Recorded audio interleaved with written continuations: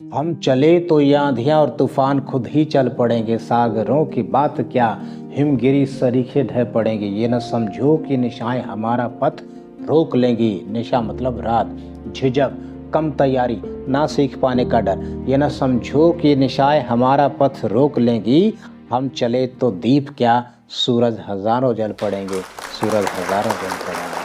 हाँ हाँ, किस बात का डर, किस बात का घबराना। हमेशा लगे रहते हो नहीं सीख पाएंगे सर, नहीं सीख पाएंगे, नहीं बन पाएगा। अरे भाई, सीखता इंसान किस चीज़ को है जो उसे नहीं आती है। नहीं आती है मतलब वो वस्तु हमारे पास नहीं है। और जब कोई वस्तु हमारे पास है ही नहीं तो फिर वो खो कैसे जाएगी। और जब हमारा कुछ खोना ही नहीं है तो फिर हमें डरना भी नहीं है।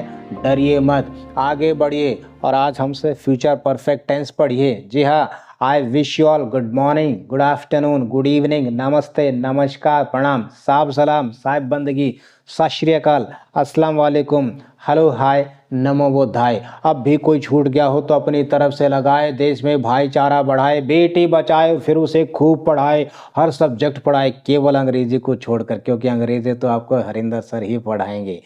Yes guys, so guard up your line to learn future perfect tense. What happened, ऐसे एक्सप्रेशंस क्यों दे रहे हैं? डिड आई से समथिंग न्यू? हाँ, मैंने बोला ना, मैंने एक नया सेंटेंस कहा। मैंने कहा guard up your line to learn future perfect tense. Guard up your line का मतलब, इसका मतलब है कमर कस लीजिए फ्यूचर परफेक्ट टेंस पढ़ने के लिए। ऐसी नई नई चीज़ें तो मैं हमेशा से देता रहा हूँ और देता रहूँगा भी। सबसे पहले definition of future perfect tense. Future perfect tense में होता क्या है? फ्यूचर परफेक्ट टेंस भविष्य में मतलब आने वाले समय में किसी क्रिया के किसी विशेष समय तक खत्म होने वाले भाव को दर्शाता है। मतलब किसी विशेष समय तक कोई क्रिया, कोई कार्य, कोई एक्शन समाप्त हो चुका होगा। मतलब जब भी कभी आप बोलना चाहेंगे कि मैं ऐसा कर चुका होऊंगा, या फिर मैंने ऐसा कर लिया होगा, या फिर मैंने ऐसा कर दिया होगा, तो वह कहलाता है future perfect tense. As usual, let's learn all four types of the statement of future perfect tense। हमेशा की तरह हम पढ़ते हैं फ्यूचर परफेक्ट टेंस के चार प्रकार की स्टेटमेंट। कौन कौन सी चार प्रकार की स्टेटमेंट? इंट्रोगेटिव, एफर्मेटिव, नेगेटिव और इंट्रोगेटिव नेगेटिव। इंट्रोगेटिव मतलब प्रश्नवाचक, और एफर्मेटिव मतलब साधारण या सकारात्मक, नेगेटिव मतलब नकारात्मक। और नेगेटिव इंट्रोगेटिव मीन्स मतलब जब हमारा प्रश्न ही नकारात्मक होता है। तो जब भी कभी हम इंट्रोगेटिव सेंटेंस बनाएंगे फ्यूचर परफेक्ट टेंस का, सबसे पहले हम यूज करेंगे हेल्पिंग वर्ब। और हेल्पिंग वर्ब तो आपको पता है ही, कईयों बार बताया जा चुका है। फ्यूचर टेंसेस में हम दो हेल्पिंग वर्ब्स का यूज करते हैं और वे होती हैं विल और शैल। विल किसके साथ, शैल किसके साथ? फर्स्ट पर्सन्स के साथ हम यूज करते हैं शैल। फर्स्ट पर्सन्स मतलब आई और वी, इनके साथ हम यूज करेंगे शैल हेल्पिंग वर्ब। और उसके बाद सेकंड या थर्ड पर्सन, चाहे वो सिंगुलर हो प्लूरल हो, सबके साथ हम विल हेल्पिंग वर्ब का यूज करेंगे। मतलब मेरा कहने का ये, आई और वी के साथ शैल का यूज करेंगे। बाकी you, we, they, he, she, it, name, they, mummy, papa, brother, sister, पड़ोसी, पड़ोसन, आपकी, वो, आपका, वो, हाँ हाँ, उन सब के साथ हम विल हेल्पिंग वर्ब का यूज़ करेंगे। अरे काहे पुराने ढर्रे पर चलना है भाई, एडवांस इंग्लिश ना सीख रहे हैं हम। एडवांस इंग्लिश में शैल को पीछे छोड़ा जा चुका है। हर सब्जेक्ट के साथ दिल खोलकर बिना किसी डर के विल हेल्पिंग वर्ब का यूज़ करिए। तो सबसे पहले इंट्रोगेटिव सेंटेंस बनाते वक्त हमको क्या करना है? हेल्पिंग वर्ब का यूज़ करना है। उसके बाद हम सब्जेक्ट का यूज़ करेंगे और फिर उसके बाद हैव और वर्ब के थर्ड फॉर्म का यूज़ करेंगे। हैव वर्ब के थर्ड फॉर्म क्यों यूज़ किया जाएगा? क्योंकि क्रिया के समापन को जो दर्शाना है।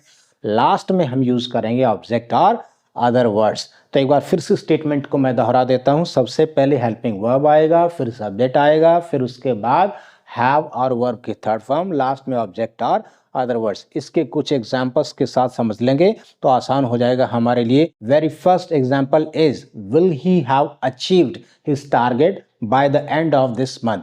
क्या वह इस महीने के अंत तक अपना लक्ष्य हासिल कर चुका होगा? And the second example is, will I have convinced her till her birthday comes? क्या मैं उसे मना चुका होऊंगा जब तक उसका जन्मदिन आएगा? एक और एग्जांपल देखते हैं इंट्रोगेटिव सेंटेंस का ही। Will they have collected all the evidences to send him behind the bar? क्या वे सारे सबूत जुटा चुके होंगे उसे सलाखों के पीछे भेजने के लिए? तो ये रहे 3 examples of interrogative sentence of future perfect tense. आगे बढ़ते हैं और हम पढ़ते हैं affirmative sentences of future perfect tense. Affirmative sentence जब भी कभी आप बनाएंगे फ्यूचर परफेक्ट टेंस का, सबसे पहले आपको यूज करना है सब्जेक्ट, उसके बाद हेल्पिंग वर्ब यूज करिएगा और फिर वही हैव और वर्ब की थर्ड फॉर्म, लास्ट में ऑब्जेक्ट या फिर अदर वर्ड्स। इसे भी समझते हैं, एग्जांपल्स के साथ समझना आसान हो जाता है। आई will have ब्लॉन you up till tomorrow, मैं तुझे ऊपर पहुंचा चुका हूँगा कल तक। हंस लो सर, बहुत दिन से तलाश में थे इस प्रकार के सेंटेंसेस, तो हमको चाहिए ही चाहिए होते हैं, रोज रोज ज़रूरत में आते हैं। आगे बढ़ते हैं। हाँ, आई will have ब्लॉन you up till tomorrow, मैं तुझे ऊपर पहुंचा चुका हूँगा कल तक। एक और एग्जाम्पल देखते हैं।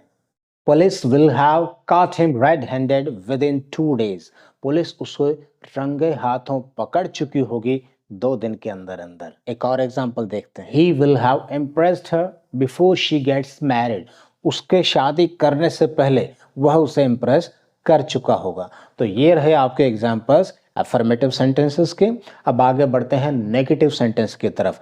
नेगेटिव सेंटेंस जब भी कभी आप बनाएंगे तो सबसे पहले आपको यूज करना सब्जेक्ट, उसके बाद आप यूज कर लीजिएगा हेल्पिंग वर्ब, और हेल्पिंग वर्ब के साथ नॉट यूज करना अति आवश्यक होता है, और फिर वही हैव और वर्ब की थर्ड फॉर्म, लास्ट में ऑब्जेक्ट और अदर वर्ड्स। इसके भी एग्जांपल देख लेते हैं। First example, I think I will not have learn all the things until teacher comes in the class, मुझे लगता है मैं सारी चीज़ें याद नहीं कर चुका होऊंगा जब तक टीचर क्लास में आएगा। One more example, she will not have arrived at airport by the time flight takes off, वह एयरपोर्ट नहीं पहुंच चुकी होगी जिस समय फ्लाइट उड़ेगी। And the third example is they will not have published the research papers by the conference deadline, वे शोध पत्र पब्लिश नहीं करवा चुके होंगे कॉन्फ्रेंस के अंत तक, अंतिम समय तक। तो ये रहे नेगेटिव सेंटेंसेस के एग्जांपल्स। अब हम आगे बढ़ते हैं नेगेटिव इंट्रोगेटिव सेंटेंसेस। जब भी कभी आप नेगेटिव इंट्रोगेटिव सेंटेंस बनाएंगे फ्यूचर परफेक्ट टेंस का, तो उसका फॉर्मूला ये रहेगा।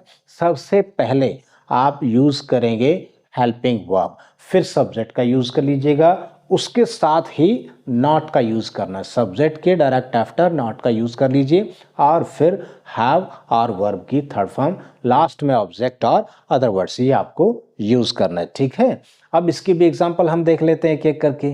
Will the company not have launched new product bye the end of this quarter, क्या कंपनी नया प्रोडक्ट लॉन्च नहीं कर चुकी होगी इस तिमाही के अंत तक।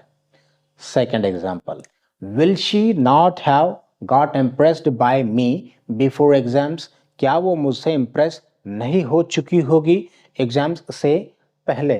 आपके एफर्ट्स की क्वालिटी और क्वांटिटी के ऊपर डिपेंड करता है कि हो चुकी होगी कि नहीं। आपको हमें क्या पता है, वो आपको पता है। हाँ चलिए, खैर आगे बढ़ते हैं एक और एग्जाम्पल की तरफ। Will they not have given up in coming half an hour, क्या वे हार नहीं मान चुके होंगे आने वाले आधे घंटे के अंदर अंदर। तो ये हुई हमारी चारों प्रकार की स्टेटमेंट, अच्छे अच्छे एग्जाम्पल्स के साथ आपके समझ में आ गया होगा। और जब आपके समझ में आ गया होगा तो कुछ एक्सरसाइजेस जो कि हम कॉम्पिटिटिव एग्जाम से उठाकर लेकर आते हैं लोगों को समझाने के लिए, इनके ऊपर भी थोड़ा सा ध्यान दीजिएगा। फर्स्ट एक्सरसाइज है बाय नेक्स्ट मंथ आई, और उसके बाद ब्लैंक है और ब्रैकेट में वर्ब के तौर पर दिया गया है फिनिश माय इंटर्नशिप। चूंकि सेंटेंस को जब आप देखते हैं तो आपको अच्छे से पता लग जाना चाहिए कि किस प्रकार का सेंटेंस है। ये हमारा एफर्मेटिव सेंटेंस है, उसका फॉर्मूला तुरंत हमारे दिमाग में आ जाना चाहिए। तो ये सेंटेंस जो हम सॉल्व करेंगे वो इस तरीके से सॉल्व करेंगे। सॉल्यूशन यूँ रहेगा इसका, by next month I will have finished my internship. Second sentence की तरफ बढ़ते हैं। बाय 2027 इंडिया, और उसके बाद ब्लैंक दिया गया है और ब्रैकेट में वर्ब के तौर पर दिया गया है become a developed country. Let's solve it. By 2027 India will have become a developed country.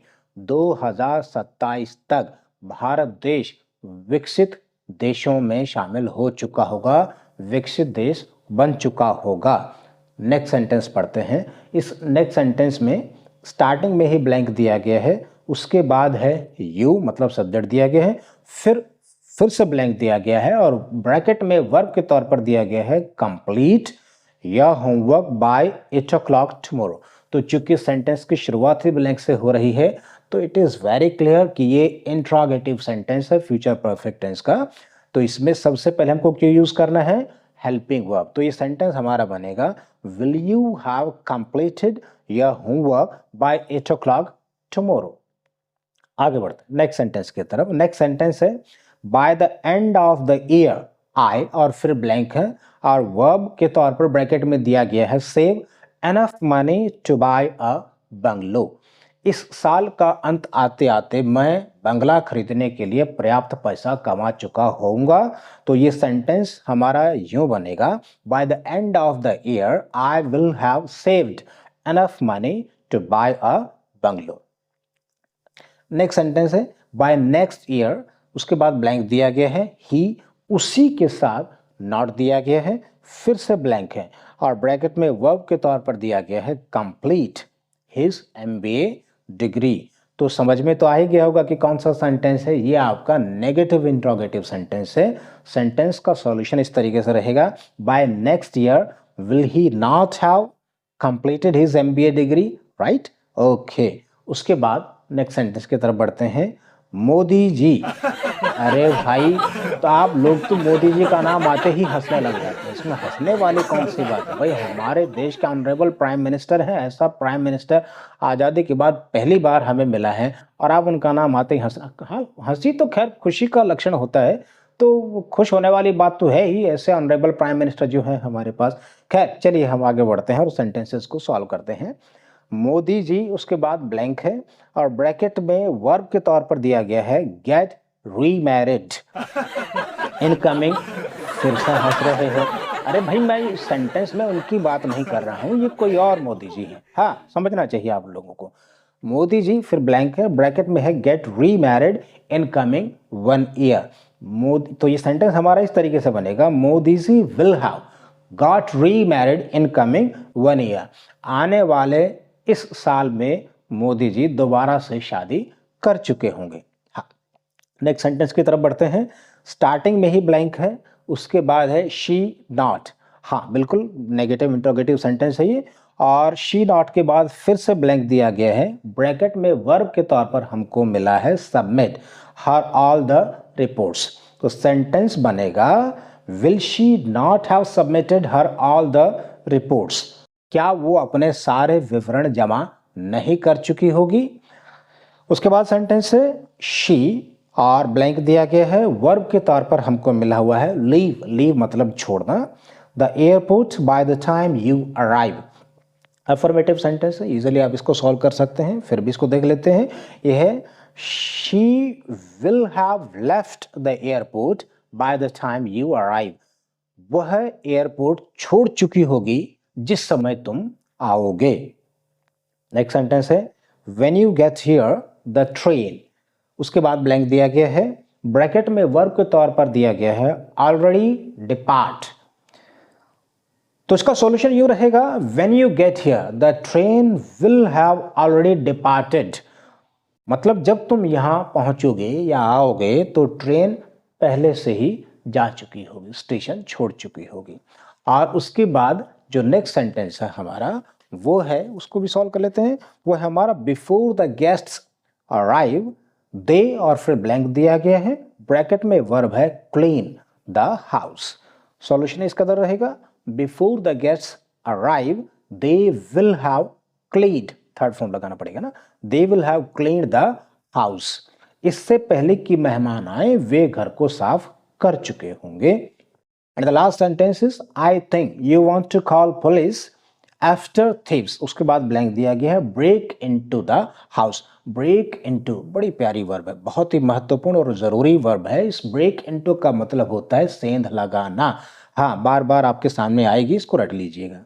तो सॉल्यूशन देखते हैं, बाद में इसका मतलब बताएंगे। सॉल्यूशन है I think you want to call the police after thieves will have broken into the house. मुझे लगता है कि तुम पुलिस को बुलाना चाहोगे चोरों के घर में सेंध लगाने के बाद। तो ये रहे सॉल्यूशंस कुछ सेंटेंसेस के, और इन्हीं एक्सरसाइजेस को सॉल्व करते हुए आज की इस क्लास को हम यहीं पर खत्म करते हैं। Let's call it a day. Let's call it a day का मतलब है चलो इसको अब यहीं पर खत्म किया जाए। At the end of the class, Harinder Singh wishes you very very much bright future.